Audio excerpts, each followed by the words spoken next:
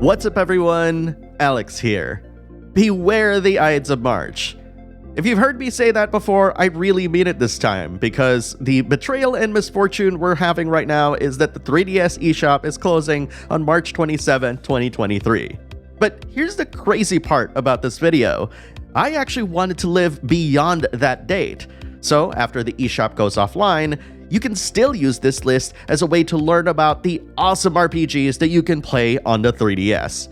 That said, I'm only going to include games that are either currently exclusive to the 3DS as of this release, or are just a lot more affordable to pick up digitally. But again, all of the games that I'm mentioning here are noteworthy, and are worthy of your attention. We have a lot to cover, so I'm just going to get right into it. Ever Oasis is a Zelda-style action game made by the same folks who made the Luminous Arc series. And one of the most distinguishing features about Ever Oasis is that it's also part city builder, which, if that kind of reminds you of ActRaiser, how it has a city building aspect and action-adventure gameplay, that's literally the first thing that came into my head. Except, of course, the visuals kind of betray that notion because they couldn't be any more different. So if you got a hankering for an action RPG game with city building gameplay, I think you're gonna love Ever Oasis. Stella Glow is a tactical RPG that features multiple endings, which are comprised of 2 for the main story and 14 individual character endings. I personally love the art style. It's got a great story, even better music, and a lot of fun mechanics. Mario and Luigi Bowser's Inside Story plus Bowser Jr.'s Journey is a fantastic game for anybody who's a fan of like the Paper Mario games, Mario RPG, and the like. It kind of continues that tradition of Mario-style RPGs that people have come to grow and love. And I kind of like the idea of being in Bowser's innards. It reminds me of that movie Inner Space, where the cast goes into like a really tiny ship, gets injected into somebody's body, and they're moving around different body parts. It's almost like giving me the same kind of vibe. But of course, this is wholesome because this is a Nintendo, and so if the idea of traveling through Bowser's innards sounds interesting to you, I definitely recommend checking this one out. Bravely Default. I can say many things about Bravely Default, but I'm going to give you the most important bits here. Bravely Default, of course, is a job-based, turn-based RPG, and quite frankly, it's the one that started it all. This is the game that Tomoya Asano used to prove to Square Enix that there is still interest in turn-based RPGs, and its effects ripple across time, giving us a proper sequel in Bravely Default 2, and brand new IPs such as Octopath Traveler and Triangle Strategy. So if you've never played the original, I highly recommend checking that one out. The memories I have of Dragon Quest VII go all the way back to the PS1 with its very teeny tiny sprites, but when they re-released it on the 3DS, it looks so gorgeous that I just had to play it. That aside though, the one that I'm really excited about is Dragon Quest VIII, which is my all-time favorite Dragon Quest. It's not just a simple remake, they even changed it so that the monsters are actually on the field and there's no more random encounters. There's also a bunch of balancing features that they did to make the 3DS version a lot more fun and manageable than the PS2 version. The only thing that I don't like about it is that the orchestral soundtrack isn't here anymore. It's like back to MIDI. But if you're okay with that, and I hope you are, the ports of Dragon Quest VII and VIII are must-haves for the 3DS. The Fire Emblem game that got me into tactical RPGs and Fire Emblem in general is on the 3DS, and that distinction goes to Fire Emblem Awakening. There's something with the presentation of Awakening that really drew me into it, not just because it's anime, but also there's this kind of lightheartedness that it's in there, despite the whole serious aspects of its storytelling. And it felt to me that getting into the combat felt a lot less high stakes, if you will. And what I mean by that is, even though I spent a lot of time with the battles, I was okay with it. And typically that was like my biggest complaint about tactical RPGs is them taking too much time per battle. Because, you know, coming in from turn-based RPGs, you're kind of expecting combat to be fast. But of course, when I think about the entire battlefield as both the dungeon and the individual battles, it kind of changes the perspective a little bit. I also should point out that Fire Emblem Echo Shadows of Valentia and 2 Fire Emblem Fates are available on the 3DS as well. But of all three of those games, I highly recommend checking out Fire Emblem Awakening above all of them. We're getting the trilogy of Etrian Odyssey games, which is fantastic. But there's a whole ton more Etrian Odyssey on the 3DS that we don't really know if we're going to get in the future. So I'm going to mention Etrian Odyssey 4 Legends of the Titan for this part of this video.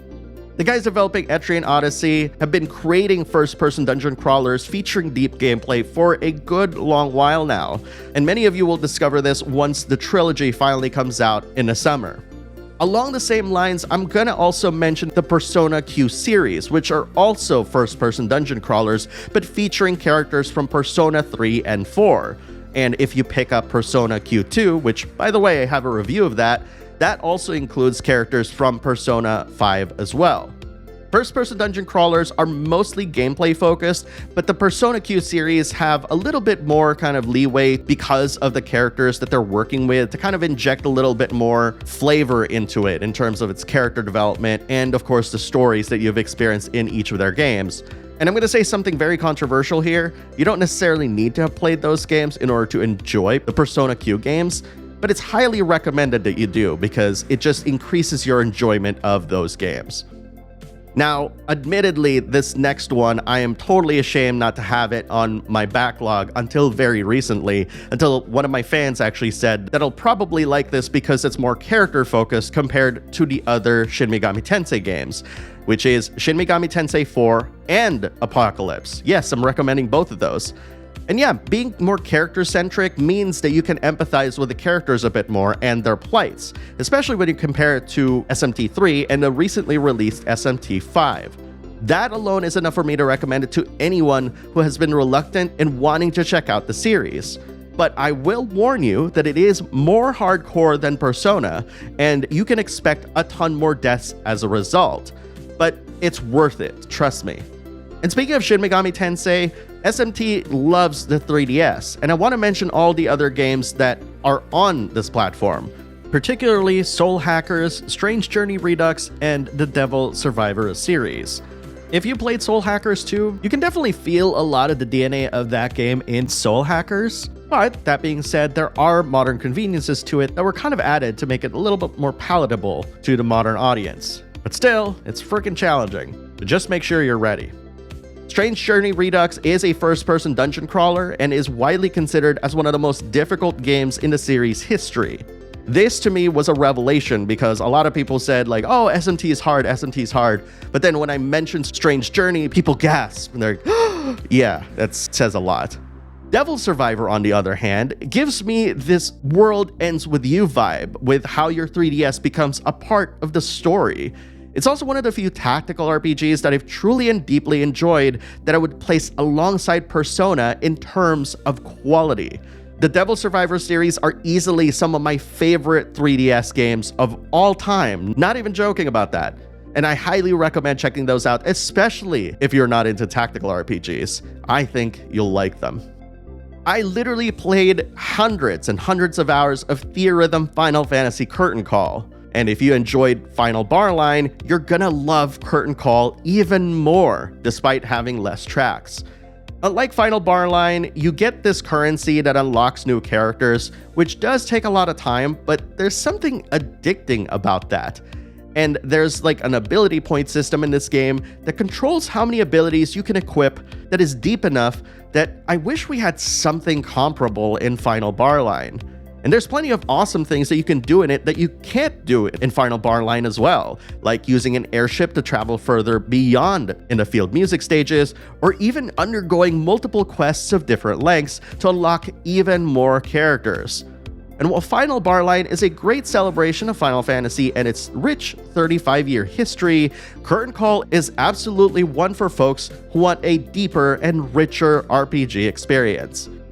I want to point out that Tales of the Abyss is not actually available digitally, but given how this video will turn into a list of great 3DS RPGs, I figured I'd add it anyway. While I have a good majority of games on this list, one game that I didn't have was this 3DS port of Tales of the Abyss.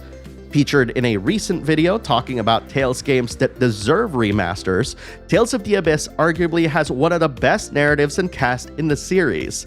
And while it's not exactly a remaster, being able to play a part of the Tales Holy Trinity on the go sounds extremely appealing. Whenever you think of JRPGs with time travel and alternate dimensions, people will often bring up the Chrono series. But what some people don't know is that Radiant Historia takes these concepts and creates an incredible JRPG adventure unlike any other. This is one of those must-play Atlas RPGs that's not named Shin Megami Tensei, and you literally owe it to yourself to pick up the perfect chronology on the 3DS. The game features positional-based turn-based combat, which kind of remind me a lot of games like Fairy Tail, or even to some degree the early Atelier series, and it's really addicting and adds a layer of strategy that you don't typically find in traditional turn-based RPGs. If there's absolutely one game on this list that I feel is a must-have, my pick would be Radiant Historia. And that, my friends, are a list of great 3DS RPGs that you either should pick up before the eShop closes down, or something that you might want to pick up physically. I know we have a lot of games on our backlog that we're working on, maybe even some of the games here that we currently own, but I want to hear what you think. What games here would you want to play tomorrow if you had no backlog or anything like that?